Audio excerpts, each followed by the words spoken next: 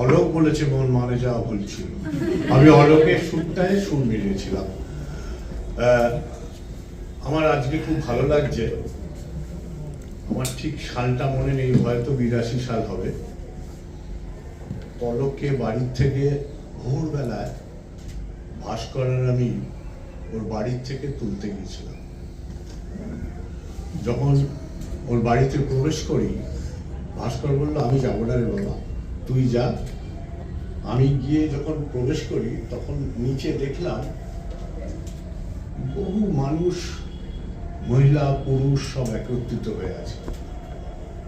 ভিতরে তার একটু ভিতরে যে রান্না হচ্ছে, তা যখনই যে বললাম যে আমি ইস্টবেঙ্গল ক্লাব থেকে এসেছি, যার হাতে হাতা ছিল, যার হাতে খুন্তি ছিল, যার হাতে বালতি ছিল, উনি দৌড়ে এসছে আমার কাছে। বললো, কোথায় খেলতে যাবে? বললাম ইস্টবেঙ্গল। বললাম যাবে না, আমাদের পরিবার মন মান, আমার মন মানে খেলবে।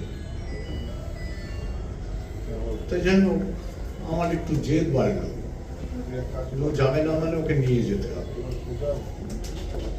ওই সকালবেলায় ঢুকেছিলাম, সন্ধ্যেবেলা ওকে বাড়ির থেকে বের করেছিলাম। ওই সন্ধ্যেবেলা বের করার পর 3 মাস আমাদের কাছে ছিল। তো সেই দিন থেকে ওর যুগ জীবন যেভাবে ইস্টবেঙ্গলকে কেন্দ্র করে ওর কেরিয়ার শুরু হয়েছিল, ও কিন্তু এখনো সেইটাকেই মেনটেন করেছে। ক্লাবে খেলুক, মন মানে খেলুক, মোহামেডানে খেলুক, ভারতীয় দলে খেলুক, বেঙ্গলে খেলুক, অফিস খেলুক, সিমিলার সিরিয়াসনেস ও মেনটেন করতে, নিজের হেলথ, ভদ্র সভ্য সবকিছু। ও একদিন একটা সংবাদ মাধ্যমকে বলেছিল, ইস্টবেঙ্গল ক্লাবের জামাটা না পরলে, ড্রেসিং রুমটা শেয়ার না করলে ভারতীয় ফুটবল খেলেছি বলে মনে হয়। আমি জানি না আজকে এটা বলবে কিনা। এটা মনার থেকে আমি প্রথম শুনেছিলাম, তারপরে অলোকের থেকে শুনেছি।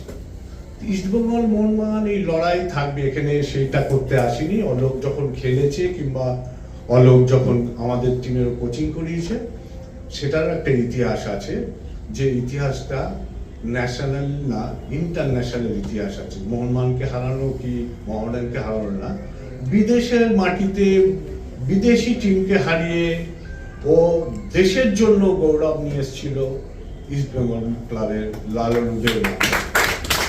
সেইটা আমাদের কাছে অনেক বড়। আমি ঢুকতে ঢুকতে অর্ঘ্যকে বলছিলাম, আমি দেবাশিস দত্তের এই প্রস্তাবকে খুব সমর্থন করছি আন্তরিকভাবে, যে যারই বই বেরো আমাদের লাইব্রেরিতে কিন্তু শোভা পায়, সেটা আমরা সেটা রাখার চেষ্টা করি।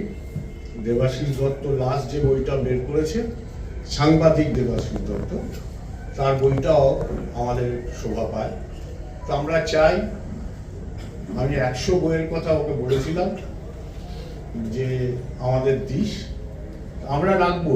দেবাশিস যে কথাটা বলেছে, আপনারা সবাই মিলে, আমরা সবাই মিলে যদি এটাকে প্রকাশ্যে আনতে পারি সঠিকভাবে, তাহলেই কিন্তু মূল্যায়ন করা হবে।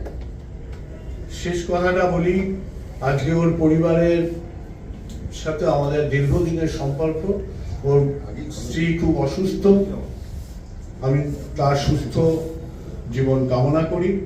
ওর ছোট ছেলেও খুব অসুস্থ, মাঝে মাঝে আমার সাথে কথা হয়, তারও সুস্থ জীবন কামনা করি। অলোককে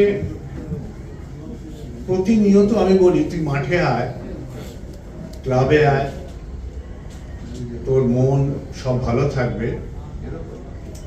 অন্তত খেলোয়াড় ছাড়াও মাঠের বাইরে খেলোয়াড়দের একটা চরিত্র হওয়া উচিত, যেটা অলোককে দেখে খেলোয়াড়রা শিখতে পারে। ধন্যবাদ, ভালো থাকবেন।